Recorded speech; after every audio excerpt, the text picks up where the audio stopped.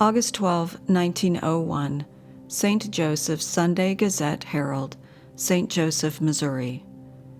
Explosion in Saloon creates fearful havoc. Chicago, August 11. An unknown man was killed. 2 persons were probably fatally injured, and the lives of a score or more of men and women were imperiled by an explosion in a saloon tonight, which has every appearance of having been caused in an attempt to destroy the place by dynamite. The rear of the building was wrecked. The police and firemen who were quickly at the scene sent the injured to the emergency hospital, and the others who were in the place, including 15 or 20 women, were taken to police headquarters, where they are held pending an investigation. The persons injured are George McConnell, a coachman, and a woman known as Ruby Fox. They were taken from a wine room in the rear of the place. At the hospital, it is said both probably will die. Further, in the rear, the police found the body of an unknown man whose head and one hand had been blown off. The theory of the police is that this man exploded the dynamite which wrought the destruction. George Little, the proprietor, believes the explosion was an act of revenge. Last week, his saloon was frequented by a policeman detailed to watch a place across the street, which was raided later in the week, 19 Negro crapshooters being arrested. January 6, 1906, North Montana Review, Glasgow, Montana. Ex-governor of Idaho met horrible fate.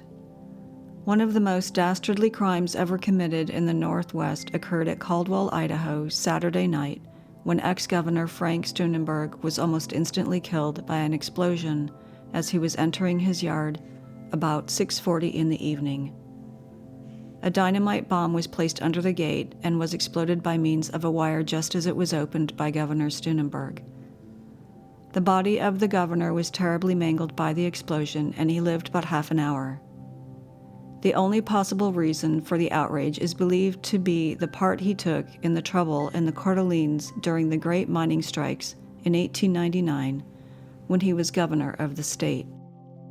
5 men have already been arrested on suspicion, and every effort on the part of the officers is being made to discover the perpetrators of the crime. Governor Gooding, in behalf of the state, has offered a reward of $5,000. The county of Shoshone has offered a similar reward, Canyon County $1,000, and the family of the deceased has offered $2,000, making a total of $13,000 reward that has been offered for the capture and conviction of the men guilty of the outrage. The officers at Caldwell believe they have one of the men responsible for the assassination of the governor. He is one of those who have been under suspicion. The man registered at the Saratoga Hotel 3 weeks ago as Mr. J. Hoagland, giving Denver as his address. A year ago, he stopped at the Pacific Hotel, registering as Thomas Hoagland.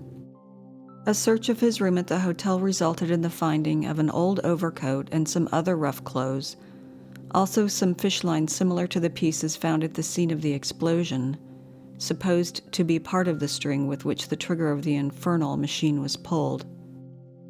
Further, in his grip was a lot of white paper believed to be a high explosive. There was also something that looked like brown wrapping paper, but it would not burn. The contents of the rooms have been placed in the hands of a chemist. It is stated that Angus Sutherland, former sheriff of Shoshone County, who was on the ground, has recognized this man as one who was in the famous bullpen after the Coeur d'Alene riots in 1899.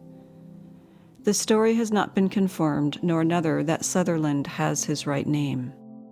It is stated that Governor Steunenberg took a very active part in the suppression of the riots in the mining districts in 1899, and to the best of his ability enforced the laws of the state and national governments. On this account, he made many enemies among the miners, and since that affair he has received many threatening letters, the last one reaching him about a year and a half ago when he was in Washington. The fact of his having received these letters was never given out to the public, although it was known to many of his intimate friends. Idaho is in mourning over the awful tragedy, and no steps will be left untried to capture and convict the perpetrators. Governor Sternberg was highly esteemed all over the state as a man who believed in law and order and was unflinching in his enforcement of the laws of the state and nation. After retiring from the office of governor, he gave up politics entirely and has given his entire attention to the practice of law. December 13, 1913, St. Petersburg Daily Times, St. Petersburg, Florida. Girl's head torn from body by explosion. Explosion of bomb in New York bottling plant kills one and injures others. Identity of sender is a great mystery. Supposed that dynamite was concealed in harmless-looking package which exploded when it was opened. New York, New York, December 12. A bomb sent by express exploded and instantly killed a young woman employed in an uptown bottling works today and injured 2 men employees. The girl's head was nearly torn off. She was identified as Ida Anusevitz, 18 years old. In the confusion, there was delay in identifying the girl. The package was addressed to the company and was opened by Thomas McCabe, one of the office force. He was standing near the girl when he opened it. His left ear was torn off, and Michael Ryan, another employee, was cut by flying glass. The police learned that the girl was Ida Anusewitz. She had been employed by the company only a short time. The package containing the bomb was addressed to the bottling company in stencil. It was received by McCabe, who placed it on the girl's desk. The force of the explosion wrecked the room, shattering plate glass windows and tearing a jagged hole in the floor. Inasmuch as the force seemed to be downward, the police believed dynamite had been used. Employees of the company connected the explosion with the alleged discharge recently of 30 workmen by William H. Callanan, the proprietor. Callanan, however, denied having discharged the workmen and told the police that they were working today. "To the best of my knowledge, I have no enemies," Callanan said. "The affair is a mystery to me." Within an hour, several squads of detectives were working on the case. The remnants of the package were sent to the Bureau of Combustibles for investigation. Upon the corner of the package was stenciled the return address, ostensibly of the sender. It was 23 State Street, New York, 5. Who sent the bomb and why were questions that sent 100 or more detectives at work on every possible clue. The return address on the wrapper, 23 State Street, New York City, is a large office building occupied chiefly by exporting firms who employ a number of foreigners.